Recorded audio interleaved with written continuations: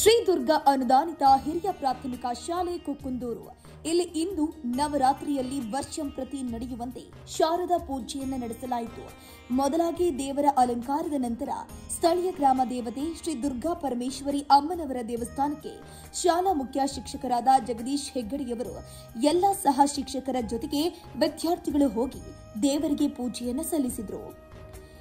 ನಂತರ ದೇವಾಲಯದಲ್ಲಿ ವಿದ್ಯಾರ್ಥಿಗಳಿಂದ ಕುಣಿತ ಭಜನೆ ಕಾರ್ಯಕ್ರಮ ನಡೆಯಿತು.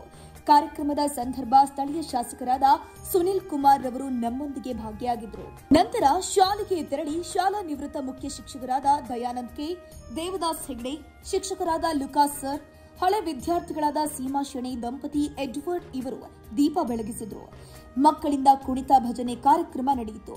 ಈ ಕಾರ್ಯಕ್ರಮಕ್ಕೆ ಮುಖ್ಯ ಶಿಕ್ಷಕರ ಆಹ್ವಾನದ ಮೇರೆಗೆ ಹೆಚ್ಚಿನ ಸಂಖ್ಯೆಯಲ್ಲಿ ನಿವೃತ್ತ ಶಿಕ್ಷಕರು ಮತ್ತು ಮಕ್ಕಳ ಪೋಷಕರು ಆಗಮಿಸಿ ಈ ಒಂದು ಕಾರ್ಯಕ್ರಮವನ್ನ ಚೆಂದ ಕಾಣಿಸಿದರು. ಮುಖ್ಯ ಶಿಕ್ಷಕರು ಬಾದಾಮಿ ಹಾಲು ಹಾಗೂ ಬಿಸ್ಕೆಟ್ ವ್ಯವಸ್ಥೆಯನ್ನು ಮಾಡಿದರು. ಪೂಜೆಯ ಮಕ್ಕಳಿಗೆ ಪ್ರಸಾದ ಹಾಗೂ ಸ್ಥಳೀಯ ಉದ್ಯಮಿ ಮಧುರಾಜ್ ಶೆಟ್ಟಿ ಅವರು ನೀಡಿದ ಬಿಸ್ಕೆಟ್ ಅನ್ನು ವಿತರಿಸಲಾಯಿತು.